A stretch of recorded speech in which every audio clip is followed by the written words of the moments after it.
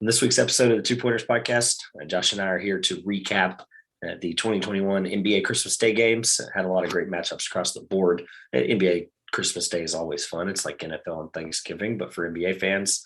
We'll talk about Becky Hammon possibly leaving the Spurs organization to take some WNBA opportunities, as well as the NBA starting to flirt with the idea of an in-season tournament again. We'll talk about it till we'll give our thoughts. And of course, I can't forget, trivia. Next.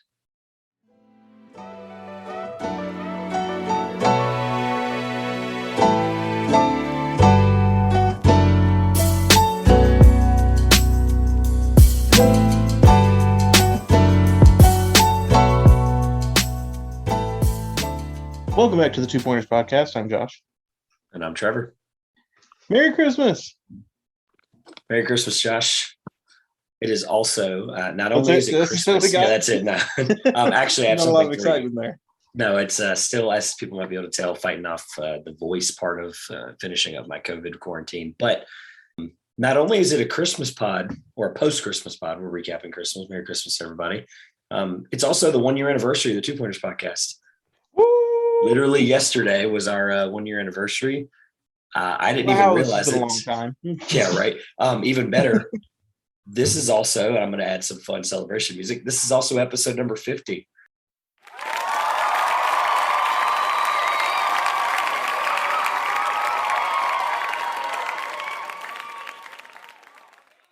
As crazy as that is, we've only taken 2 weeks off for you guys. That should show you why you should 5-star. Follow on Facebook at www.facebook.com/the Two Pointers Podcast, Twitter at Two Pointers, Instagram at the Two Pointers Podcast, and TikTok at the Two Pointers Podcast as well. That should give you any reason to do that. It's the fact that we've done 50 episodes in 52 weeks. So we love you guys. We appreciate all the support. We're getting really close to that 2,000 download number. I just wanted to personally say thank you for all the support. But happy anniversary, Josh, I guess. The first 1 year anniversary. Yeah. Or only 1 year anniversary. In episode 50, maybe we should have just done the best of the Two Pointer podcast from the last year. Yeah, I should have prepared that better. That's on me. I didn't think about going back and cutting clips up. Right now, I can just tell you off top what our best episode was to me. I had a great time with the Kobe pod, trivia pod. I think we did we were able to get a lot in 45 minutes. There was a lot of cool edits there with the sound bites, just as hey, we're not going to give you a montage, but if you want some of your favorite episodes, please go back. I think the Kobe one's a great one. Is there a favorite one that sticks out to you? I think March Madness was kind of a popular one between the two of us, but March Madness, not only was popular, it really did well. We appreciated the support on that one for sure. Absolutely. That, and I will give a shout out to our friend Grayson and the Trivia Finals podcast from the end of the NBA Finals last summer.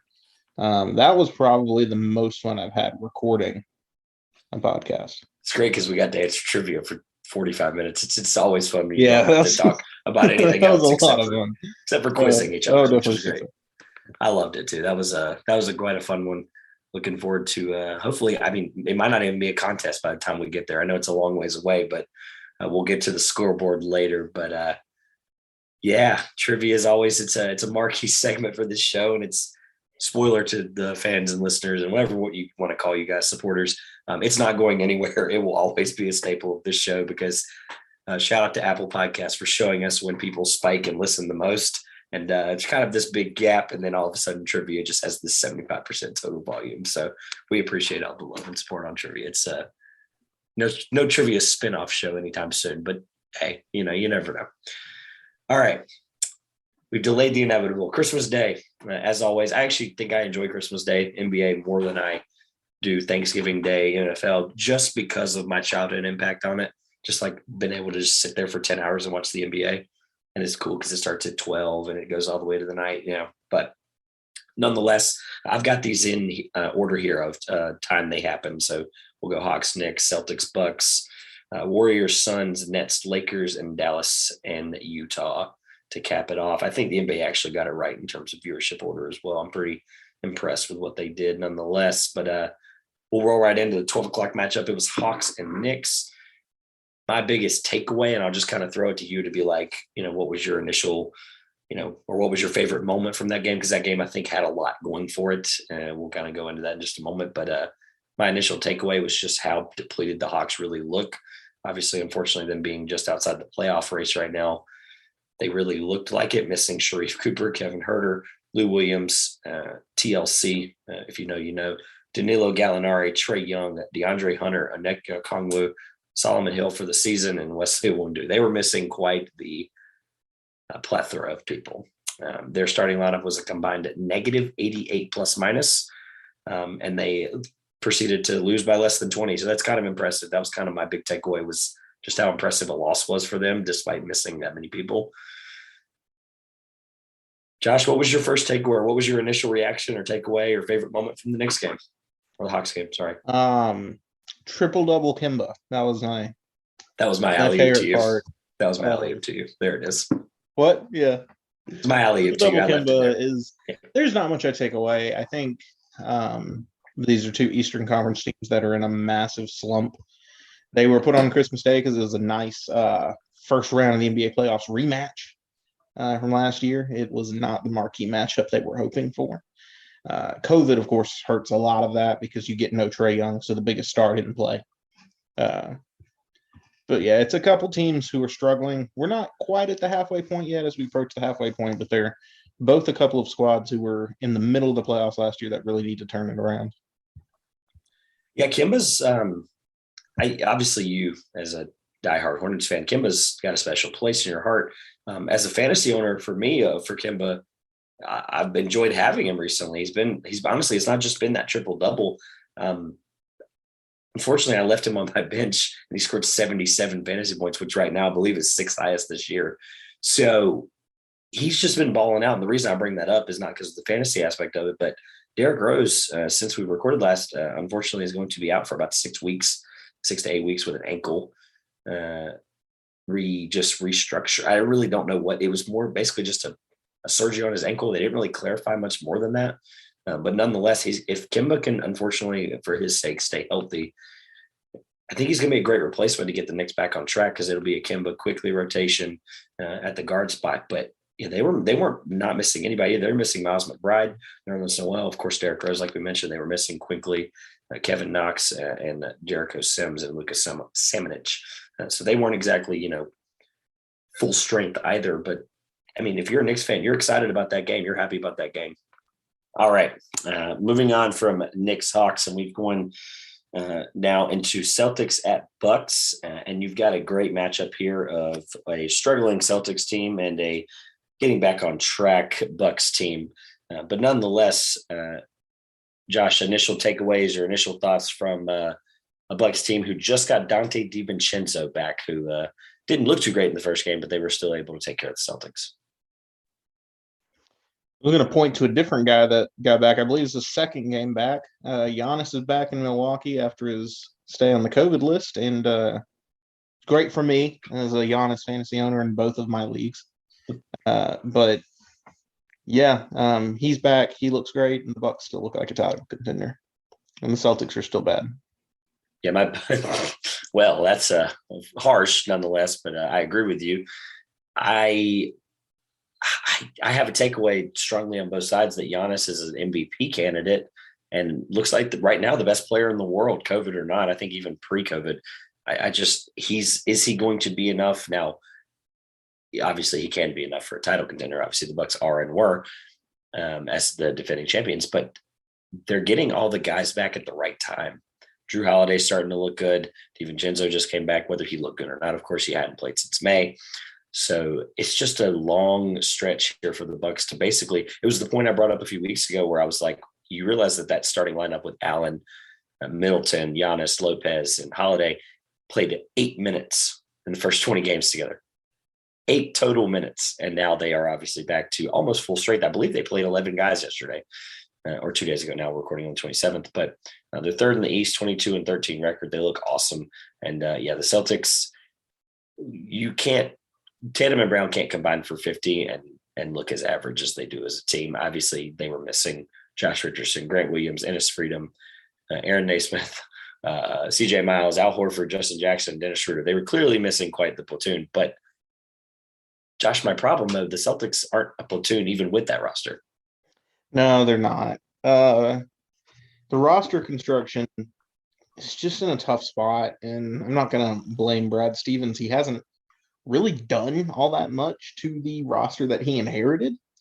I think he's going to have a lot of work to do. I think the Celtics still kind of sit.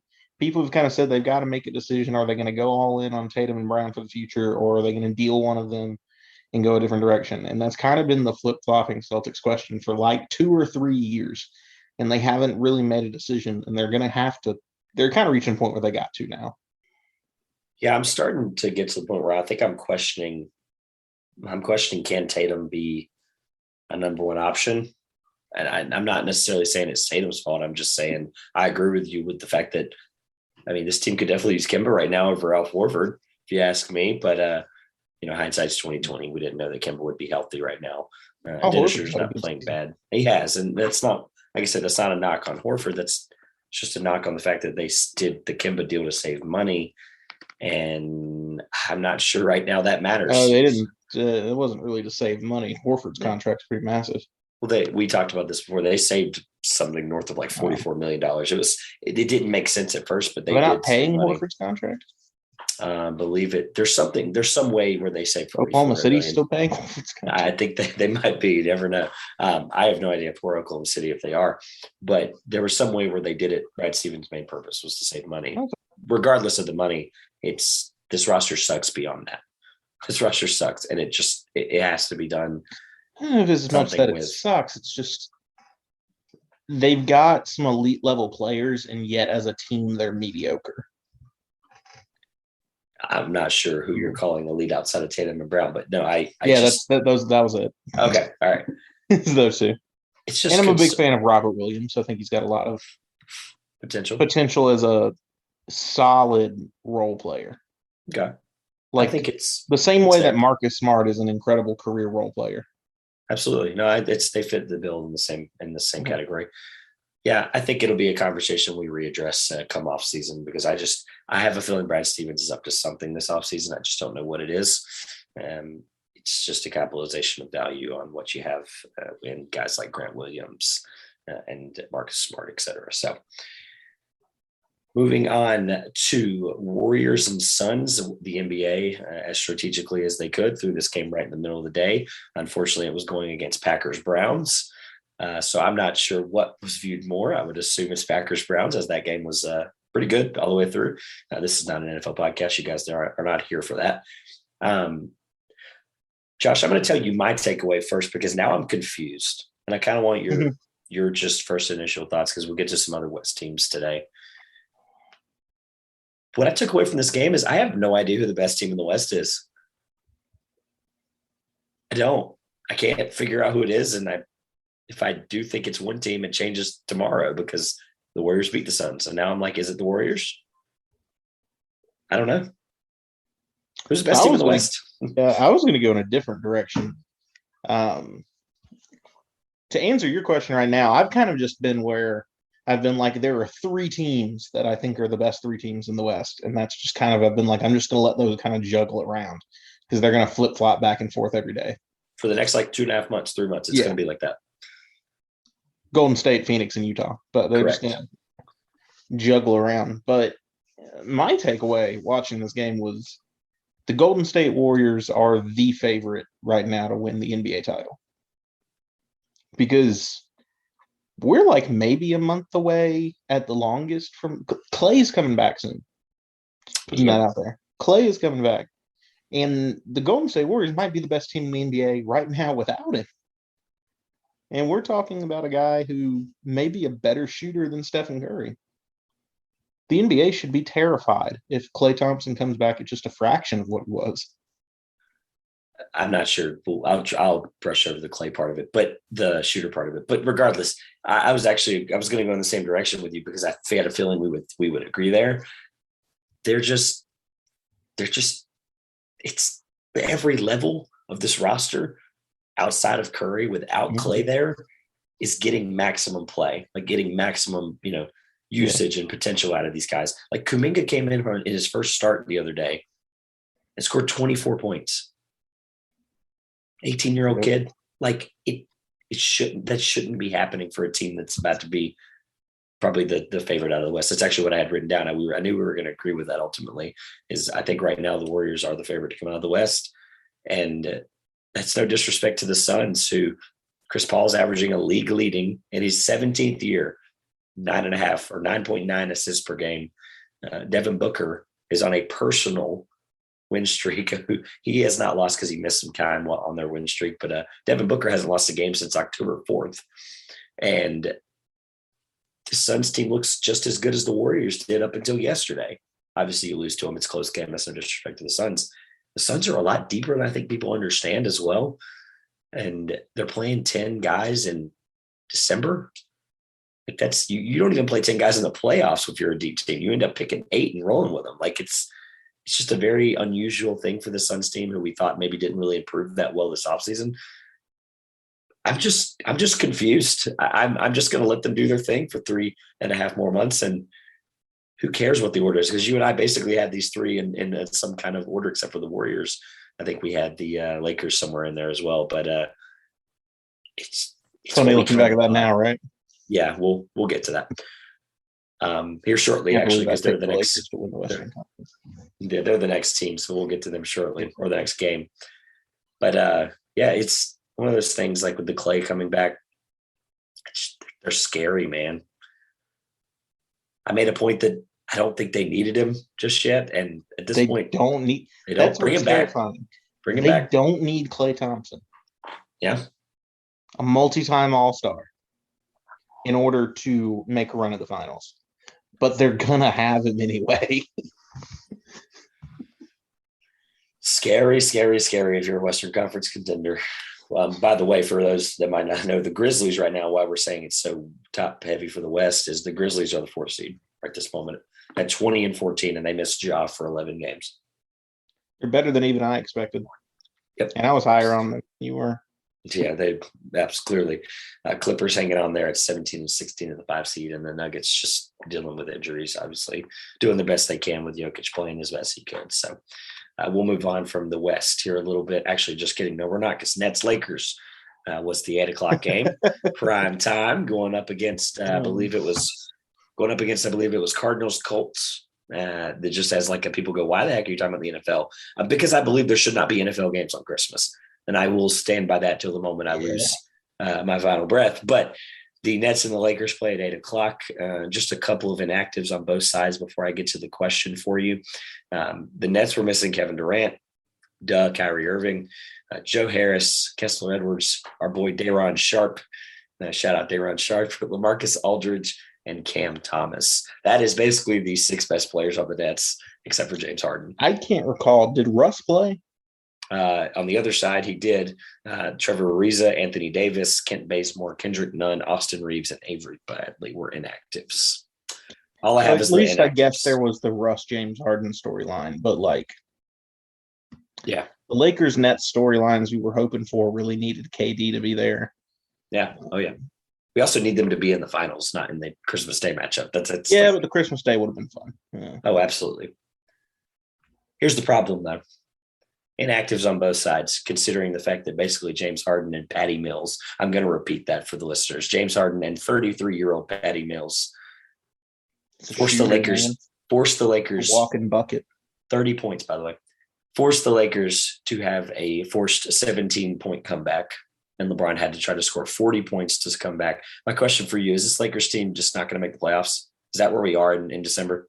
I'm starting to get nervous. They might become the second 2-time play-in participant in NBA history. I feel like finishing that 11 to 15 bottom range might be a little far of a drop for even the Lakers to go. They still don't know how to use Russell Westbrook. This experiment's not working out. They traded away some seriously good depth kind of players to bring in Russ, and that was a poor decision then. It's a poor decision now. Great for Washington, but they've looked great. Washington's been a fun team to watch. Great for Washington because they got all those good players.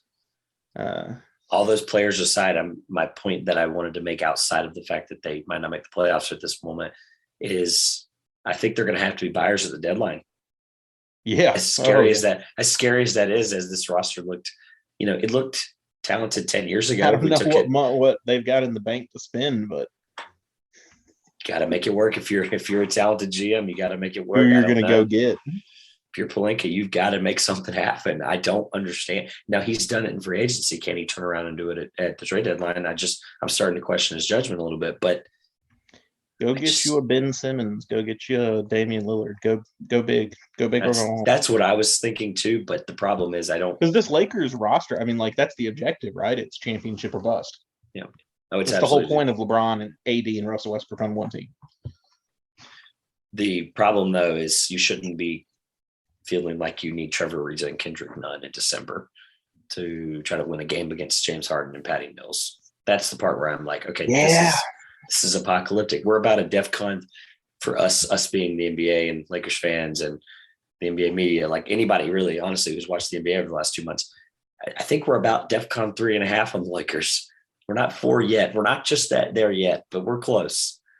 And who would have thought come Christmas Day, my Hornets would have the better record?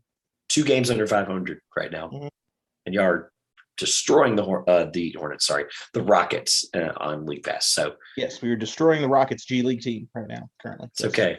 Hey, look right now with COVID, any win is a good win. In the first half, the Rockets were playing 2 19-year-olds and 3 20-year-olds on the court at one time. Some guy named Garrison Matthews, is that correct?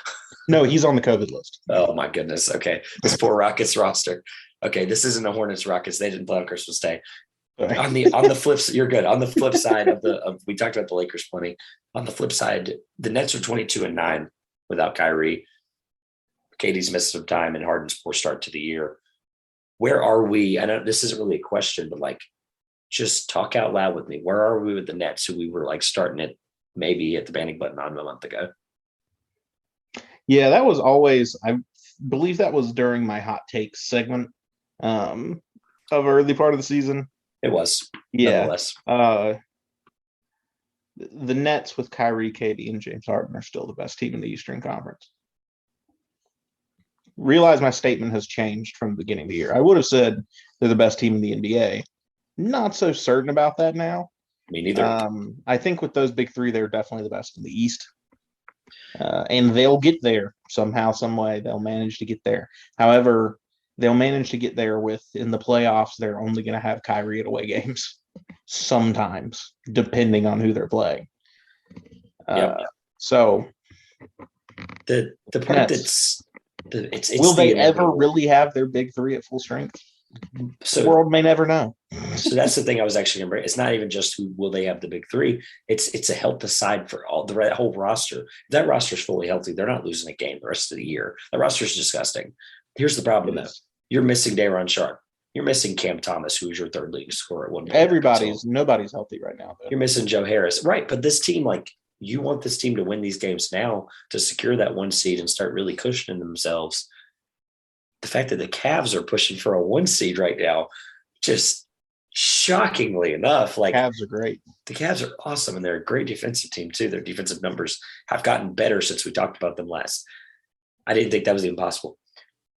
But yeah, this team is scary in a good way and a bad way because of the COVID stuff and the concerns with the injuries and Kyrie and whoever, right? But like, they're also this good without them.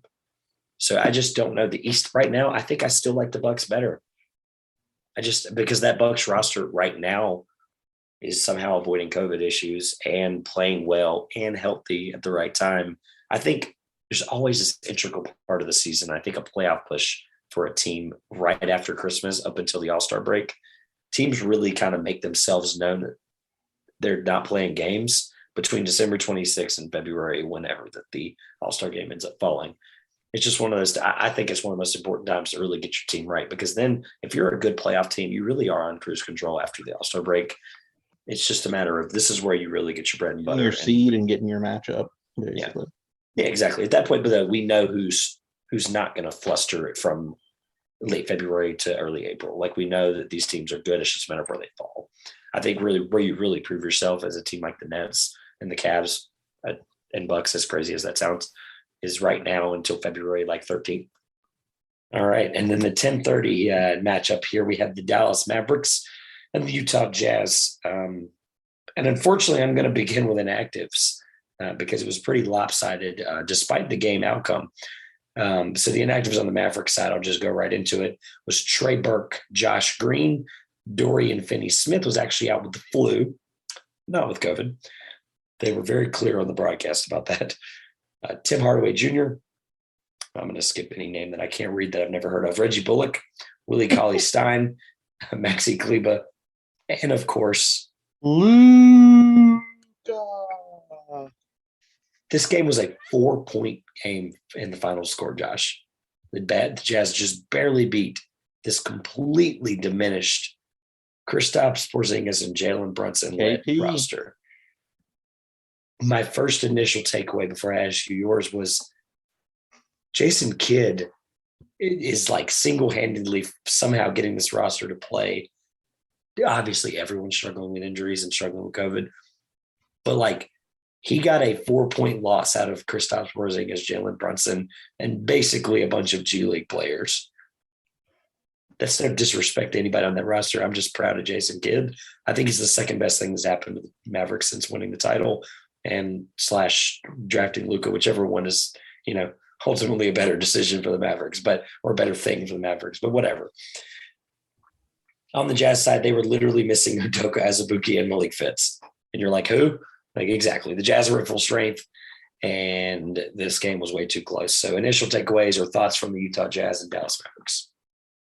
Kristaps looks great when he doesn't play with Luka. It's almost like his trade value is the highest it's ever been? Question mark. Kristaps looks like he did in New York when he doesn't play with Luka.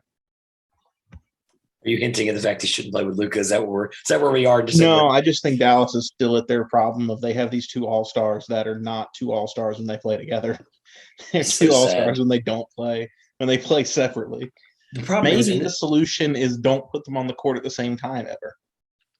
Maybe that's the solution. Kind of hard when you have a 35 to 39 minute a game Luka Doncic. It's like difficult, but this isn't a Mavericks like roster or Mavericks breakdown of how Porzingis and Luka play together, unfortunately. But like that isn't the story. I feel like that's part of the story. Know. So like the problem is tough game for Utah. Why don't they exist? Before we even get to Utah, why don't they exist together? I can't understand it. If there's anybody that would, it's Jason Kidd, I thought. That's why I gave him the compliment I did. I'm sure Dallas wants the answer to that as much as more than we do. I don't know if there's anybody that knows. I realized when the Hornets went down to Dallas about a couple weeks ago, and I watched us play in Dallas, and we got run out of the building by Porzingis, who I think scored like the first 15 of Dallas's first 18 or something. He just looked like a man possessed on the court. He's outrageous. And I realized he's still as good as he always is. I just can't help but notice that he looks like this all-star every time he doesn't play with Luka Doncic. Well, so concerning. Albeit Jason Kidd's had, 2.5 months to start figuring this out. And he had, 2 to 3 years with Giannis to basically give him the ball. And I'm not saying that Kristaps Porzingis is going to turn into Giannis Antetokounmpo. That's not what I'm saying. What I'm saying is Jason Kidd has time because this team is not a blow it up next year candidate if they don't win because the roster sucks outside of those two. And I fully believe that because the Celtics is what I said about them. It's the same example. Nothing to blow up. Exactly. There's nothing to blow up. So that's so disrespect to like Reggie Bullock and Tim Hardaway. But a lot of those guys just, you got to flip for guys that may work. So the flip side of it, I think this is the best Jazz team we've ever seen. Care to comment? So this is the best Jazz team we've ever seen? Or this is the best Jazz team that has ever happened? Oh, no. Sorry. This is the best Jazz team under Quinn Snyder. Thank you for correcting me. This is the best Jazz team we've seen under Quinn Snyder. Sorry. Thank you. Yeah, that's that's going to be aggregated. Because you're going to go like I was going to side with Malone and Stockton. Oh, yeah. No, the best Jazz team we've ever seen. Yeah, I was going to get aggregated so fast for that. Like people are going to be like, are you sure about that? Yeah. Sorry. The best Jazz team we've ever seen under Quinn Snyder. Are we going down that road again? This is the road I took us down all of last year. Do we want to start? This is the road we've went down for 5 years, Josh. They haven't missed playoffs since 2015. When we get to mid-February and we start talking about the playoffs, I'm going to start ranting and raving about Utah again. So I'm going to do it now. I'll tell you now. I'm going to do it now, though. I'm going to tell you why, though. This is the best three-pointing percentage or three-point shooting team that Quinn Snyder's ever had, and it's through. And last year was the best three-point shooting team that Quinn Snyder had ever had. So, and this team is better by like 3.5%. Yep. That's scary. In a year, by the way, where the three-point percentages are down, total makes and total attempts are your normal standard league, but the percentages, teams are shooting a poorer percentage right now. They're shooting more. Yeah. Well, so the fact that this team is doing that with the same roster that, by the way, knock on wood, is fully healthy right this moment. Donovan Mitchell, they tried to do this back narrative thing on the broadcast. Richard Jefferson completely squashed all of that when Mitchell split two defenders, prime D Wade looking, split two defenders and jumped up and threw it back over behind his head and just slammed it. And Richard Jefferson's like, I don't want to hear another word about the back injury the rest of this broadcast. He looks totally fine. And his back's obviously okay if he's doing that kind of stuff.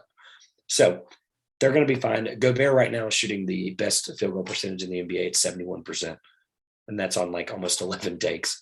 This is the best Gobert offensive we've seen. And that's the part that I questioned you and Quinn Snyder on for 2 years, was because that's what they couldn't figure out in the playoffs. Is how Rudy kind of does this in the regular season every year. That's fine. Offensively. But can we see this work in the play? Again, I'm going to ask the same question, and I hope so. So far, 2 years in a row, I've been right. Can Quinn Snyder, as good of a coach as he is, can he figure out why the heck Gobert can't be played in the playoffs? I just don't. The defense tightens up in the playoffs, and the referees swallow them in the NBA. I mean, he's got to be able to prove that. And I just said, look, this isn't the NBA. This isn't the playoffs. We're not talking about the playoffs. My point is, right this moment, I'm sold on the Jazz, this being the best team under Quinn Snyder. That was my takeaway. Yeah. I'm okay with standing by that. He's second in blocks per game, like I mentioned, with Gobert on the field goal percentage. So I'm fine with that too. I mean, I'm not going to argue you. I think the Jazz are great. I think they're one of the top 3 teams in the West. I can't decide right now. Right now, I'm leaning Golden State today. I'll lean Utah tomorrow and Phoenix the next day. But you'll all 3 ways. Okay, I love it. Awesome. Yeah, we can go ahead and move on. That was a great Christmas Day. I think it was one of the best we've had in the last couple of years, despite obviously some COVID and some injuries concerns, and obviously any Christmas Day with non-sleeve jerseys is a good Christmas to me. Oh, so, yeah. I'm thrilled. I was so happy. I was like, please don't do it. I was like, please don't reveal any stupid jersey. But they did good. They didn't do any jerseys specialty. I think it was just everybody's. Can't wait till the year when it decides ugly Christmas sweater jerseys. It's like, now that I can get. Now that's an idea I can get behind. Sleeves though, it didn't work. It was so bad. I even have I have the year that Carmelo got their Christmas jersey in my closet, and I can't even think of how bad in 2 years they had to have gotten for them to go from that to the sleeves. In 2 years, they went from one of the best Christmas jerseys ever to sleeves. And to be clear, we'll post a picture on Twitter. Nike tomorrow. You can take my idea, and I'm fine with just taking 0.5% of the royalties of those. 0.5%. Oh, I like that. See, you're not asking for a lot for my idea that I'm giving away for free. Even better. We'll take a 0.1% cut of it and throw our logo on the jersey. How about that? That's what I'll do. I'll take that free ad on Christmas Day. Not free ad, actually. Just kidding. No free ads. But hey, I'll take an ad spot on NBA Christmas Day. That'll be sweet. Sorry, I'm a company man at heart, Josh. Let's talk about Becky Hammon.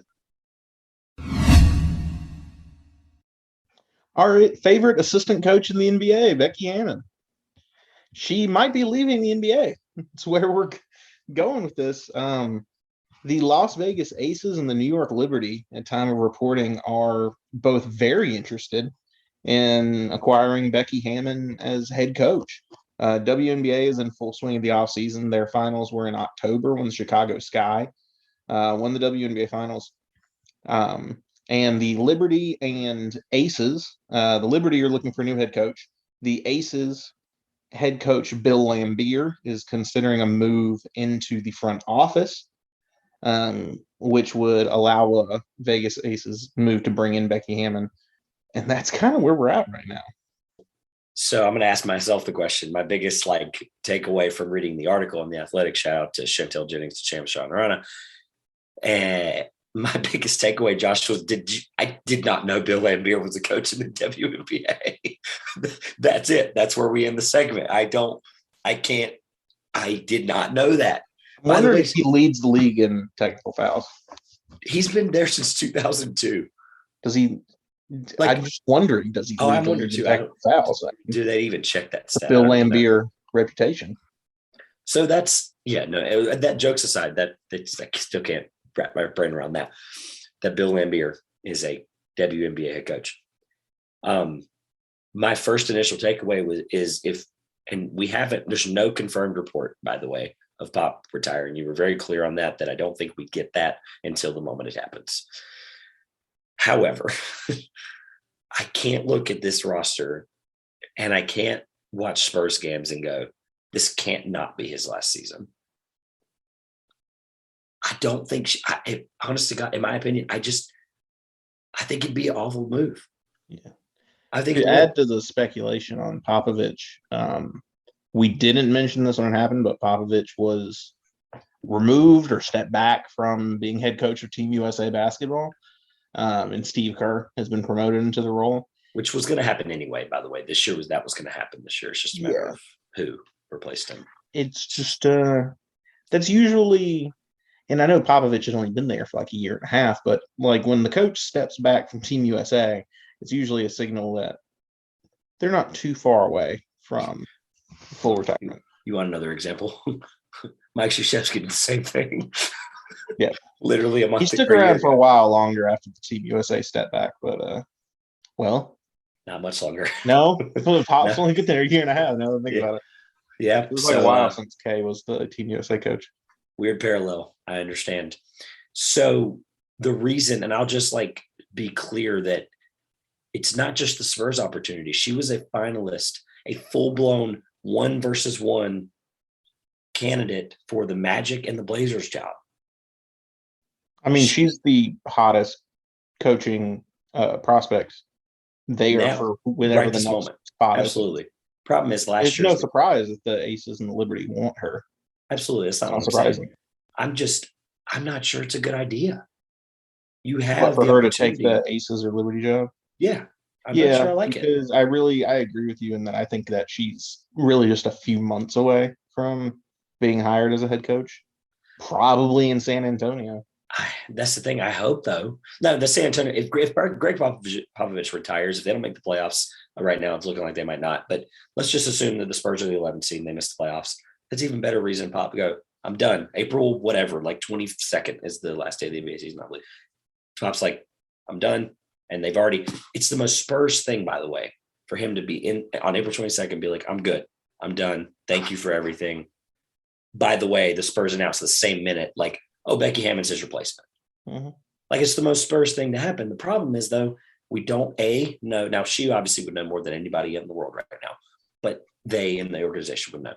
The problem is, though, you have a Tim Duncan who I don't know what his coaching, resume looks like beyond the fact that he's just been a, personnel person for the Spurs for the last couple of years. But you have a guy, you don't know what the interest level is there. I'm not speculating saying he's a coach, but there's just a lot of opportunity for him. The other thing is, the coaching carousel was so wild last year. I don't think we see eight head coach openings again like that, this offseason. I think we see no more than 3 or 4. I can think of a couple, but she was number one. And like I mentioned, the Blazers and the Magic, you have the potential, not even just in the Spurs. People want her. Problem is, why didn't they pick her over Chauncey and over, I believe it was Mosley that took over for the Jamal Mosley that took over for the Magic. But where are we? I don't understand why it took 8 openings and she didn't get it. Maybe it wasn't the right opportunity. Maybe it was her decision. I don't know. I'm just bullish on the fact that if you have the opportunity to take over the Spurs, why don't you? Yeah, but at the same time, it's all speculation. What I have to think is, considering how close she was to being an NBA head coach, and I don't mean for this to come off like a knockout it's going to sound, but as much of a star as she was in the WNBA and her coaching resume, if she had wanted to be a WNBA head coach, assistant coach, she would have been at this point. I mean, I understand there's only 12 teams, but she definitely would have been at this point in time with all of her accolades. Correct. I think it's just, and there is obviously, having played for the Liberty and having played for the Stars who moved to Vegas, became the Aces, that's why those teams appealed to her obviously.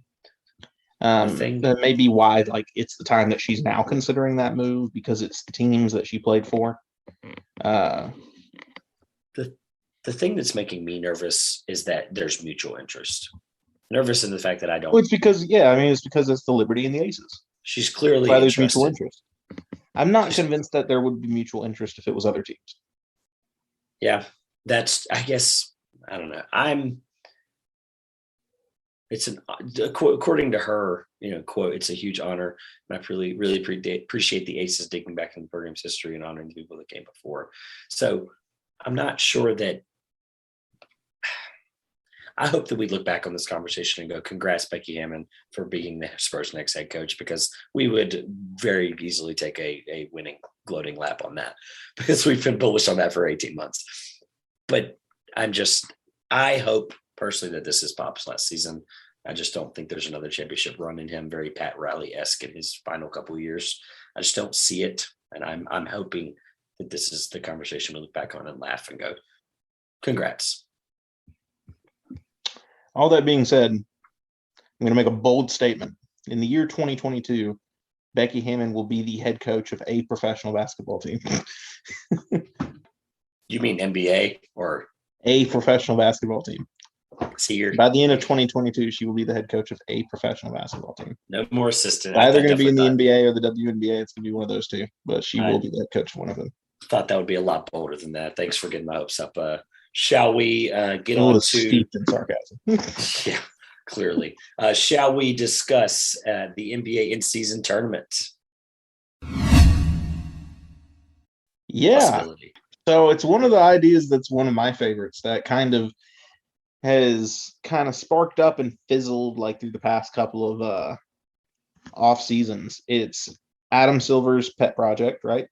It's this mid-season tournament. Currently the layout they're talking about is teams would have, all 30 teams would be involved. They would have like a pool play, like you see World Cup style. I think it's easiest for people to understand. They'd do pool play and then knockout round mid-season tournament. The winning team, every member of the roster would get $1 million. I don't care if you're LeBron James, that's still a nice incentive to win that tournament. $1 million is a nice incentive, even if you're LeBron. If you're the second round pick that's on the end of the bench that's making $550,000 this year, it's a big incentive to win that tournament. Yeah, I like the idea. I would like it to, I still would want more stakes. I would want to know a little more, like, are these going to count as regular season games? Like, are they on the record?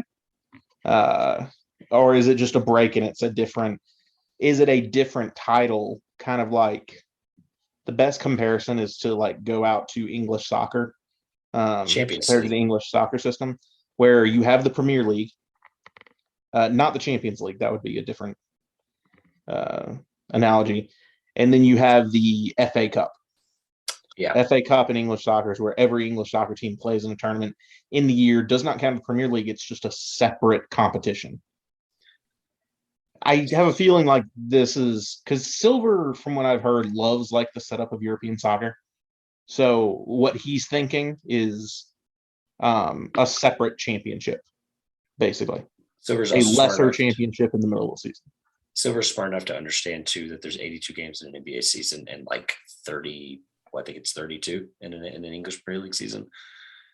This 38. Is going to be the 38. Thank you. I was in the 30s. I knew I was close. I haven't really watched Die Hard in a long time. Arsenal hasn't been too great. So this is the first time we're going to completely disagree on that topic in a while. You didn't even get my opinion. Well, no, I guess I did say I'm in favor. You seem like you're in favor of it. Yeah. Yeah. Where I am and why is two things. One, I'm not sure there's any incentive. Yes, $1 million is a lot of money, unless you even know you're LeBron James, whoever. I'm just not sure there's any incentive when ultimately an NBA championship, regardless of what guys like we thought like Carmelo for a long time didn't play for a championship, he played for money. And there's guys like that where we're like, okay, that guy didn't care about the championship, but like ultimately, you ask any NBA player within 5 to 10 years that are reputable people after their career, what they ultimately all cared about was a ring. I'm not sure in an 82 game season where the All-Star break is already something players don't care enough about up until recently when you did incentivize them and they did play better. I think the All-Star break with the not the Stepien rule, that's the draft pick rule. What's the you know the name of it? What's the ending with the final score and in the All-Star game? Help me out, Josh. Come on. What's the name of that? The ELO ending. Thank you. Yeah. I was calling it the Stepien ending or Stepien rule because I got them mixed up. That's the draft pick rule where you can't trade your consecutive draft picks. But the reason I'm against it is because at this moment, the way they're talking about it, I don't like any of the scenarios. You got to find a way where if you're going to do this, you have to shorten the regular season. I don't see how people don't realize that because the playoffs, if you play maximum 7 you're going to shorten the regular season. That's the idea. Is it's a mid-season break basically. So here's the pushback though. Are you going to get enough revenue from that? This let's call it 2 week, 3 week. I don't really know how long the FA Cup takes. Let's say a 3 week break to get this done. And you're going to lose, let's say 15 games to an 82 game regular season. The regular season now A means more. That's the part I'm excited about. But B, the reason the NBA plays 82 games and the reason they played 71 or 70 or 72 was 70, whatever, in the shortened season in the COVID year was because of money. They didn't cut it down to 60. These rights and these streaming people, the NBA, ESPN, ABC, like to be a $1 billion business right this moment, the 82 game regular season makes the most sense and makes the most money for the NBA. And that's why they keep it that way. So Silver, obviously he's the business mogul of the entire NBA. He's going to make this work if it's going to work. Or it could flop and we never see this again.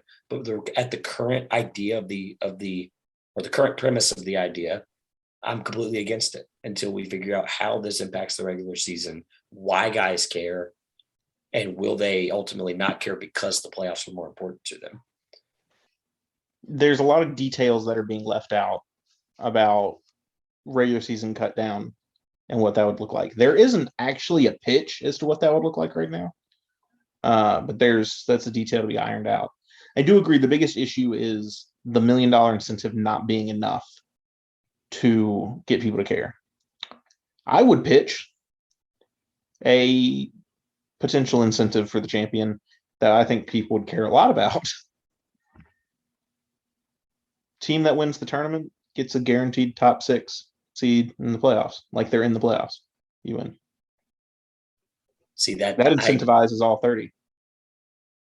I agree with you, but like if you're the Thunder and you somehow win this tournament, your draft pick gets worse, and then you ultimately don't care about being their drafting could still be the same. They could still draft just based purely off of record, because I believe that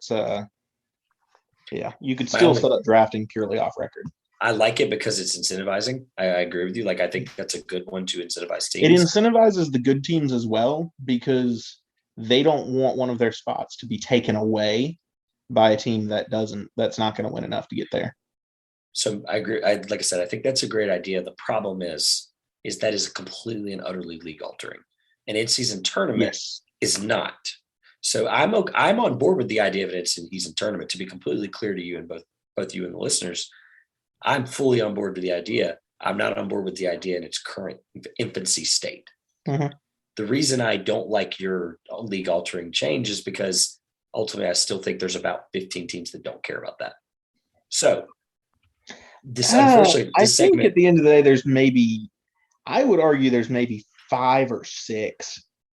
I think it's really out there that you think there are 15 teams that don't care, considering that with the current play-in format, 20 teams make the postseason. Make the playoffs. Correct. I guess so. Let me take back 15. Only 10 don't make the postseason. Yeah. So I guess my point would be there's 10, not 15. No, the reason I say there are ones that are trying to get that play, and I think there's like a handful who would tank their way out.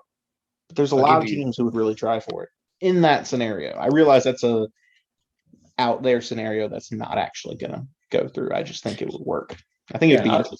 I think 15 obviously is a little too much. I forgot about the play-in format for a second there. But the point being is, this segment isn't long enough for this conversation. I think it's something we should definitely readdress because, and here's why. I'm going to read the direct quote from the article on ESPN from Woj, according to quote sources. This is where we are. If people are wondering, like, where are we with this conversation of the tournament? It says the idea has been percolating for a number of years, and the early success and acceptance of the play-in tournament appears to they're calling it a play. I guess that's probably a mistype. But tournament appears to have built a bridge for the league. Oh no, the play-in tournament appears to have built a bridge for the league to intensify plans for the event. The union has been talking broadly with players on the idea in team meetings, and these conversations are expected to become more serious during the NBA PA's February winter meeting at the All-Star game in Cleveland. So clearly this is going to get more intense via February or up to February.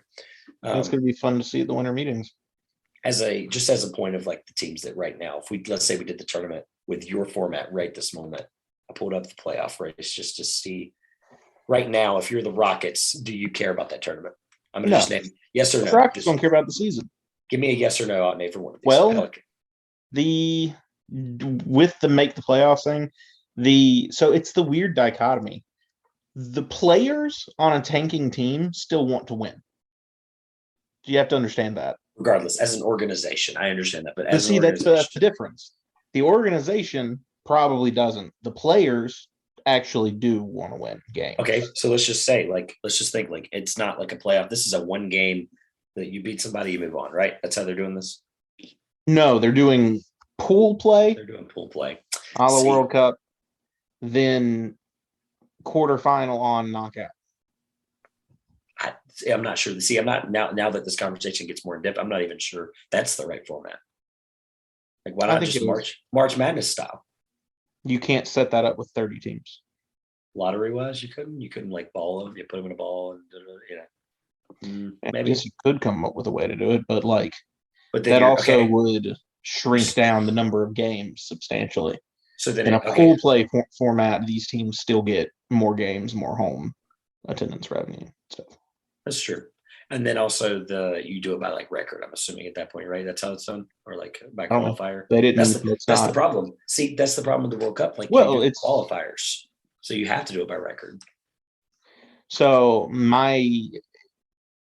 what I imagine Adam Silver's going for, and this is all based off of his comments about liking European soccer and going the FA Cup route, it would be a complete random draw. Okay, I'm fine with that. The FA Cup is a completely random draw. That's a lottery system. It would basically just be, you could have the best teams in the league all in one group. Only two get to come out, and just the work. Like, you could have Houston, OKC, Orlando, and Detroit, and that be your group. And two of those teams are going to the quarterfinals. Like, that could happen. Ooh, buddy. That would be tough. No, picked our bottom four lottery odds winners. So that's the thing. I'm fine with that, though. That's essentially what I was referring to as a lottery system. It'd be random, is my point. Yeah, so completely random. I guess at the end of the day, though, it's one of those conversations where I'm like, there's just so many things. I'm almost completely. I'm kind of to the point where I like the play-in tournament. Don't get me wrong, but what's more exciting? And I'm just gonna like throw this out here. It's something they've vaguely, I think, considered, or it's something that people have brought up as fans. But what's more exciting than, I don't care about a 10 seed in the play-in tournament. It just doesn't matter to me. I didn't even watch the Pacers Hornets game, if that tells you anything, last year. I was offering, or are you talking about like not caring about the 10 seed in the play-in tournament as like my incentive for winning? No. I'm giving you my reasoning for this. I don't care about the play-in tournament except for if it's like a Warriors-Lakers matchup like it was last time. I think play-in tournament's okay. It's not a great idea. Here's why. I say you scrap the in-season tournament, and you scrap the play-in altogether, and you just do the best 16 teams like we were considering for a while. Like, just do the best teams regardless of division or conference. You still have your conferences, and then at the end of the year you reseed them, and you're like, okay, the Lakers could play the Celtics. The Lakers could play the Celtics in the first round. Now that's league altering. If we're going to do some league altering changes, do that. Yeah. But that's an entirely different conversation. Right. Like, just a whole eliminates. Like these two things aren't like mutually exclusive. That's just what I'm saying. I think there's too many confusions with the in-season tournament, and I'm not entirely on board with it anyway. I'm just throwing out like an alternative where you say, you know what, screw it, scrap everything, and let's just do that instead. That's what I was just throwing as an alternative. Clearly, that's a big major change, but so is the in-season tournament. So I think it's a fun conversation regardless, because fans can speculate about all these things that could be league altering. And then there's these old school guys that are like, no, the NBA should be, 1 play 8. And then it's like, who cares, right? Ultimately, you're going to. Yeah, we should go back when you could punch your opponent in the face and then you go back to play. So I'll let Bill Laimbeer old heads. Yeah. I'll let Bill Laimbeer coaching a WNBA team. Still the most full circle, funny, weird thing that we've probably ever talked about in the last month. So anything else on the in-season tournament? I know this was a lot and all over the place, but it's just a crazy, wild idea. And the thing is, I think it's really, truly, I think we're closer than we are further away. Oh, it's going to happen. It's just ironing out the details. Now we're going to move to trivia. For everyone following along at home, following last week's trivia, I now lead 5-2. But Trevor's going to have the opportunity to get 3 points and tie this week. But I'm doing something completely different than anything I've done before, because I was doing research about Christmas Day games, which, Trevor, there you go. You did the right research ahead of time. You guessed what I was going to go down the road of. And I really came up with 2 questions I liked. So I'm going to tell you both questions, and you're going to get to pick one to answer to try to get your 3 points. You can only attempt one of them, and you won't get to attempt the other. But I'm going to give you both questions, so you can just decide. So first of all, before we could move on, that is awesome, because I've been between 2 before, and instead of doing that, I had to pick one. At least I thought I did. Now, clearly, I know that that's something I can do now. Let you pick one, which I guess that gives you an advantage, but I'm also down 3. This game has very little rules. That's the best part about it. There are very little rules to this game. That's right. So someone should make us a constitution and then email it to us. The Joel, there you go. That's next thing when you Joel, whoever. Right? Yeah, the right of constitution. 2pointerspodcast@gmail.com. Please send us a constitution if you'd like. All right, let's do it. I did watch about 7 hours of NBA basketball on Christmas Day, and I think I know where one of the 2 of them is going to go at least. So we'll see. Let's go. So there'll be I'll give you the 2 questions, and this will be fun because I'll give the listeners the answers at the end of it to both questions, and we'll just have a good time and talk about some Christmas Day trivia. But I'll give you the questions. I'll give you what you have to get for the points, and then you're going to have to, before submitting any answers, you're going to have to tell me which question you're answering, and we'll move. So, first option of a question is, what was the first ever Christmas Day NBA game in NBA history? Your points would come from telling me the 2 teams that played the game, and then which team won the game. And that's the 3 answers. So one of it would be the same team. So even if you got one right, if you just guessed this team played and they won, you could get 2 points out of that if you can't figure the other one out. Then, and for all of these, for this one, you're not going to get extra guesses. You just have to name those for that one. No extra guesses for that one. For the other one, I will give you. So the next question is, which 3 teams have the best winning percentage in their history on Christmas Day? And I'll give you 4 guesses. You get a point for each team you get correct of those 3. Which 3 had the best winning percentage? So not most wins, but winning percentage on Christmas Day. So go over the first one again, because I believe I only heard 2-point opportunities. What was the Christmas Day game? The first ever NBA Christmas Day game. You get a point for each of the teams you name, and then you get another point for telling me correctly who won the game. Which team of those 2 won the game is an extra point. So it's 3 total. So basically you're telling me I either have to get something that happened I don't even know when the first Christmas Day game was. I'm assuming it was in the 50s. So 60s, 40s, something like that. So I'm going to take what I think is the easier question. And I'm also disappointed in you because triple doubles happened twice on Christmas today, or 2 days ago. And they showed a graphic at some point, and after the second one, the most triple doubles, and Oxford Robertson had like 4 of them, and a couple guys had 1. And I was really hoping you would do that, or like most. Why would I give you a question that they gave the answer to on a graphic? Or the most points on Christmas Day, which because LeBron now has that. That's too easy. Right, LeBron. I thought of that, but that's way too simple. All right, I'll take the second option, where I guess I have a better shot with the second one, I think. You get 4 guesses.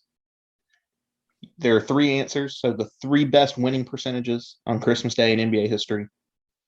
Each one you get right, you get a point. So you could, at the very least, maybe you'll just pick up 1 and you at least get back on the scoring column.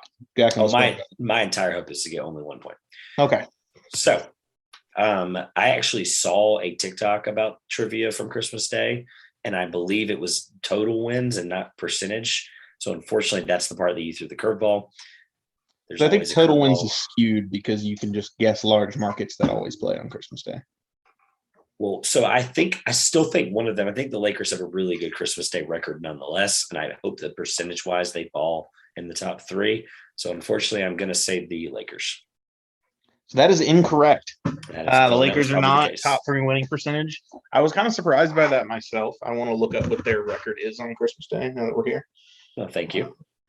While you're doing that, I'll go ahead and give you my next guess if you'd like. The problem is for this guess that the Knicks have played a ton of Christmas games. I'm pretty sure they're kind of like the Lions at this point, where they basically play on Christmas every year, or Thanksgiving in the Lions case, every year. And I hope the heck that they do well. I just have to assume that they do. The other guess, I'm not saying it's the Knicks as my guess. I'm just talking out loud for the listeners, like I say that we like to do. The Spurs also are just a really good franchise, and I hope maybe they're one of them. I don't know. I'm just talking out loud. As you're talking out loud, the Los Angeles Lakers are 24-24 on Christmas Day all time. A perfect 500. Okay. I am going to go with the help that I think you accidentally gave me when you said I'll just guess big market teams if I did top winning, like total wins. I was giving away to you that it's not necessarily big market teams. And that's why I backed off my Knicks, and my guess is going to be, the second guess is going to be the San Antonio Spurs. Incorrect. The Spurs are 4-6. Their 10 total Christmas Day games is a 40%. 400 win percentage all time. 2 more opportunities. Darn you, Tim Duncan. Okay. He probably played in like all of those. Their last Christmas Day game was 2016 with a 19-point win over the Chicago Bulls. Now that I think about it, the Chicago Bulls weren't even in my brain. And now that you said that, I think Chicago might be a good guess. So I'm going to go with Chicago Bulls. Incorrect, although theirs is high. So that's they're 13-7 all time. Darn but you, 650 does not quite get in there. Oh, jeez. I get 4 Got guesses. one more shot to get a point. How many guesses is that? That's 3 guesses. That was 3. Yeah, you get one more. I thought about doing 5. I thought that'd be too easy, but I think I'll push it to 5. I'll just be nice. Here's your Christmas present. You get a 5th guess. You get 2 more. So then I feel like the Warriors have to be a safe guess. The Warriors, even though they're a big market, please tell me the Warriors have a good winning percentage on Christmas. Is that your guess? That's my guess. That's incorrect. The Warriors are 14-17. They played too many. It's like I bet one of these teams is gonna have like it's gonna be like 4-1 or something stupid like that. No, there's nothing as low as that. Okay. The problem I'm having is I'm going to all big markets every time I think about it. But the Jazz and the Dallas Mavericks have played a lot. You know what? Denver. I think Denver's a guess. Let's go with Denver. It's your final guess? This is your final guess for the final guess. Final guess. Denver Nuggets are 1-6 all time on Christmas Day in history. Ouch. So not even close. All right. Before you say anything else, can you tell me the worst winning percentage, and then obviously tell us the best 3? So beyond worst, there are 2 teams in NBA history. I'll even be nicer. You tell me the 2 teams in NBA history have never played on Christmas Day, and I'll give you a point. That's what we're going to get into. The Detroit Pistons and the is Detroit right? oh no, it's Detroit's right. Detroit and oh no, I think the Hornets did play a couple years ago. Hold on, I'm just thinking the Pacers. I'm incredibly disappointed in you. No, the Hornets have never played on Christmas Day, and neither have the Memphis Grizzlies. So they are the ones that are sitting with the worst ever. I thought Memphis never did. Playing. I thought Memphis did. Nah, whatever. All right, let's look at the worst from teams that have actually played on Christmas. Yeah, thanks. It honestly might be the Nuggets. Oh, jeez. At 143. Oh, gosh. No, sorry. It's the Toronto Raptors are 0-2 on Christmas Day. That's 2, though. That's not bad. It's only 2. So the answers. The third best winning percentage Christmas Day history is the Utah Jazz are 6-2, 750. Moving us after that win this week. If it's the Knicks, I'm going to be upset. Portland Trailblazers 14-4. I thought of the small market, and Portland came to mind. All time. And I'm mad. In the best team in Christmas Day history, the Miami Heat are 11-2 on Christmas Day. They always win Christmas Day games. You probably should have gone for the first question. Because the first question, the New York Knicks played in the first ever Christmas Day game in 1946. They won the game. So if you had just said Knicks twice, you'd have 2 points right now. I think I knew that. You would not have gotten the third one. There was just no chance that you would have gotten the correct answer on the third one. Because the team they played, are you ready? Yeah, let's do it. Was the Providence Steamrollers. The only ever professional sports franchise in Rhode Island that played in the NBA from 1945 to 1949. Before folding. Let's see the Knicks played in the first ever Christmas Day game in 1946. The Knicks also played in the first ever NBA game. Yep. That's really cool. Wow. So still tough. 5-2. Man, there really has to be rules for this. That was so hard. You gave me 5 but I guess I could have just picked off a couple guesses. But the fact that Miami came to mind and Portland, people can't read my mind, but the fact that those two both came to mind makes me angry. I thought of both of those and I was like, no, you said no big market. So I eliminated Miami immediately when you said that. I was like, the Lakers. Not a big NBA market. I don't know, but it's Miami. It's the Heat, they're good. I didn't say no big markets. I know. Dang it. Man, what a question. Yeah, Providence played in the NBA from 1946 to 1949. Yeah, 4 years though. Yeah. Man, before they players of note: Ernie Calverley, George Nostrand, still the tallest player in NBA history at the time, tallest player in NBA history. I was going to say what? In their first year, Howie Shannon. How tall was he? You didn't say it. The first year of the NBA's history, he was the tallest player at 6'8".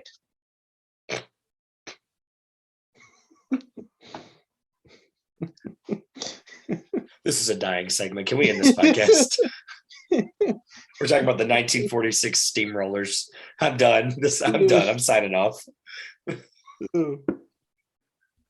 Oh, Steamrollers hold the record for fewest games won in a single season. 6. Well, yeah, when you play 14 games in a season in 1946, I'm sure that's probably the case. No, they went 6-42. All right. Well, that was fun. 5-2. It's not a great way to. I guess we'll be recording in the new year next week. See you next year. So, but yeah, great way to start the new year with a 5-2 deficit. So, I've got a strong. Don't worry, you'll have a chance to, as long as you're not down by 10 going into the last day. True. Now, at the rate we're going, Grayson's got to make it harder next year because you got all of them right, and I got one wrong. It's come on now. I was actually looking at it the other day. I got 7 out of 10. I just found the paper randomly in my room. Oh, nice. All right. Well, again, Merry Christmas to all, and to all a good New Year. That was my corny intro into the fact that we'll be recording our next episode in the new year. Congratulations to you, I guess, us. Feels weird saying congrats to ourselves, but shout out to us for making it to 50 episodes in 52 weeks. Honestly, it's been a fun year. We'll post some highlights or something next couple of days. Don't forget to follow on the social medias at 2Pointers on Twitter, facebook.com/the 2Pointers podcast, and then Twitter and Instagram are both at the 2Pointers podcast. And then obviously I can't leave this shameless plug out, but Spotify has given all of us lovely podcast creators an awesome 5-star button option. For the longest time, Josh and I were asking for 5-star reviews. And like we said last week, realizing, oops, Apple's the only one that does it. So please do it on any podcast platform that you listen on. Thank you to everyone who already has subscribed and 5-starred. So Josh, get us out of here. Well, with all that being said, this has been the 2Pointers podcast. I'm Josh. And I'm still down by 3. I'm Trevor. And we will see you next year.